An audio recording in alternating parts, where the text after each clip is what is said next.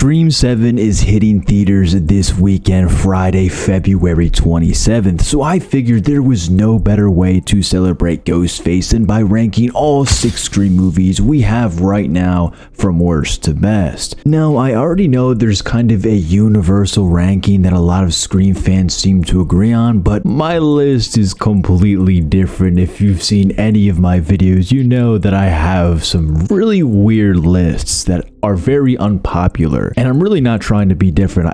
These are genuinely my opinions. But before you judge me, please let me just cook. Hear me out on some points that I make for each movie, and by the end of the video, I'll probably change your mind on a few of these placements, or you can just tell me that I should never be allowed to cook ever again, and yeah, that's fair too. So coming in last, and what I think is the weakest Scream movie in the franchise, is Scream 5. For me, it's one of the weaker entries because so much of what makes it work depends on nostalgia more than the new story actually standing strong on its own. The movie has a smart idea with the whole requel commentary, and I do give it credit for that, but at times it kind of becomes exactly what it's making fun of. Instead of the new cast fully carrying the tension and the emotional weight, a lot of the impact comes from the legacy characters, which makes the movie feel more franchise dependent than genuinely top tier by itself. Another big issue for me is the new friend group just isn't as memorable as the casts in earlier movies. In the best Scream films, even side characters feel distinct, entertaining, and important to the vibe of the movie. In Scream 5, a lot of characters blend together and feel more like suspects in a mystery than fully developed people. Because of that, some of the deaths don't even hit as hard emotionally, and the movie kind of just starts to feel like it's moving pieces around the board instead of building strong character moments. The toxic fandom angle is relevant, and it definitely fits modern internet culture, but for me it can feel a little too on the nose and more like a meta commentary concept than a genuinely disturbing motive. And I feel like Scream is usually at its best when the movie is either both clever and unsettling, and in Scream 5 we really don't get either of those. And at the end of the day, that's what a horror movie is supposed to do, and that's why I have Scream 5 at the lowest. Coming in at number 5 is Scream 6, and this is one I can definitely see people arguing with me because on a first watch, it's honestly one of the most entertaining movies in the franchise. I am not gonna lie. It has a lot of energy. The New York setting also gives a fresh feel to the franchise, and Ghostface feels way more aggressive and brutal here. I mean, he literally has a shotgun for crying out loud in one of these scenes. Like, he's crazy. Scream 6 is a fun watch and probably one of the most intense entries in the series. That being said, even though it is very exciting, I don't think it's one of the strongest Scream movies when you really break it down. A big reason is that the movie can feel a little too focused on momentum over mystery. The best Scream movies balance their slasher chaos with a really strong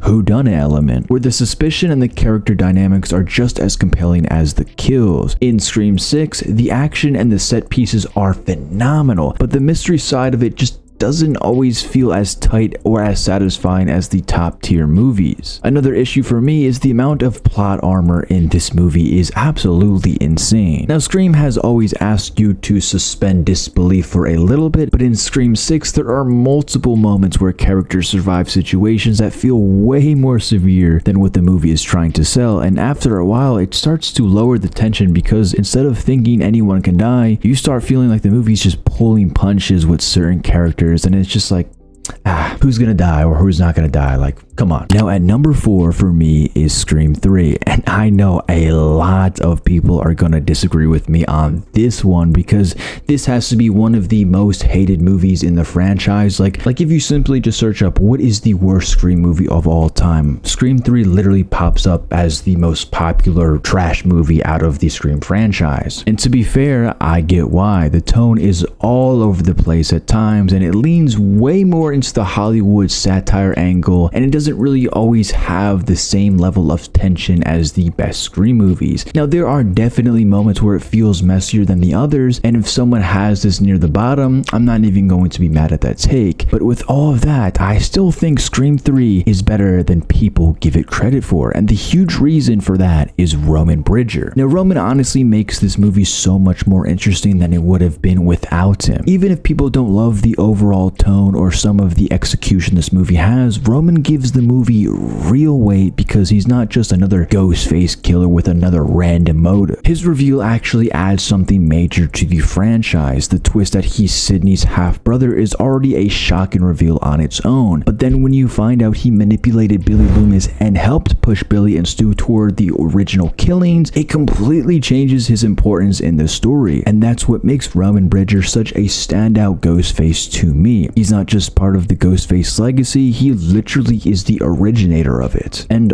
all Ghostface operate in duos, which makes them more effective because, they can cover for each other and create confusion. But in Scream 3, they decided to remove the killer duo aspect, and Roman Bridger became the one and only solo Ghostface ever in a Scream movie. At number 3 for me is Scream 2, and this is where the rankings start getting really tough because once you get into the top 3, you can make a real argument for almost any order depending on what you value the most. Now, Scream 2 is a really strong sequel and honestly one of the best examples of how to follow up on an iconic original without completely losing what made it special. One of the biggest reasons Scream 2 works so well is that it doesn't just try to repeat the first movie. It understands that the sequel needs to go bigger, and the movie leans into that with the college setting, the copycat killings, and the way the Stab movie has now turned the original Woodsboro murders into pop culture. And that's such a perfect Scream idea because it lets the movie comment on sequels,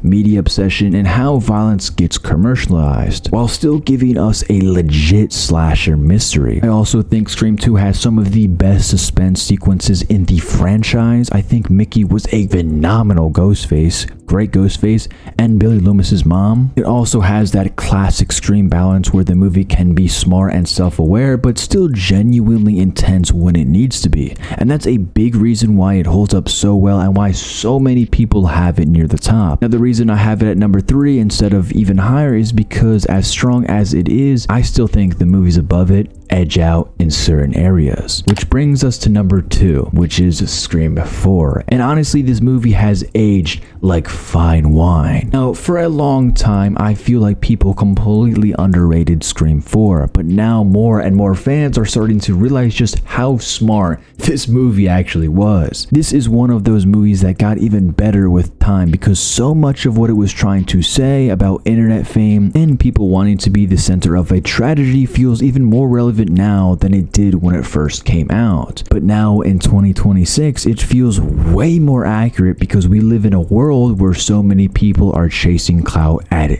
literally any cost. And that's exactly why the movie feels ahead of its time. I also think Scream 4 does an amazing job with tension and the pacing of the movie. It moves fast, the kills are strong, and the movie keeps that whodunit energy alive the entire time. Even when it's being funny or self-aware, it never completely loses that edge. Another reason I rank this high is because of how rewatchable it is as well. Once you know where the story is going, the movie becomes really fun to revisit because you can catch the little setup and the little character moments that hit differently the second time around. And it's one of the few Scream sequels that gets stronger on rewatch instead of weaker. And that's saying something, I'm not gonna lie. And obviously at number 1, it has to be the original Scream 1996. I mean, this one is almost impossible to put literally anywhere else because this is the movie that didn't just start the franchise, it redefined the slasher genre. Like, this is the blueprint. The opening scene alone is one of the greatest horror openings ever made, and from that point on, the movie just completely locks in. It's one of those rare horror movies where even if you already know the reveal, it still just hits as hard because the execution is just that good. What makes Scream 1 so special is how perfectly it balances being smart and self-aware while still being a genuinely great slasher. Now, a lot of movies try to be meta, but this one actually changed the game because it understood horror without feeling like it was above horror. Let that sink in real quick. It respects the genre while also poking at the rules, and that's why it feels so fresh even now. It's funny when it needs to be funny, but it never loses the danger. I also think the original cast is a massive reason why this movie stays on top, and a massive reason why we follow them all the way up to Scream 7. Insane, right? So yeah, no doubt in my mind that Scream 1 is number one. I mean, number one is number one, am I right? But yeah, this is my list. Did I cook or not?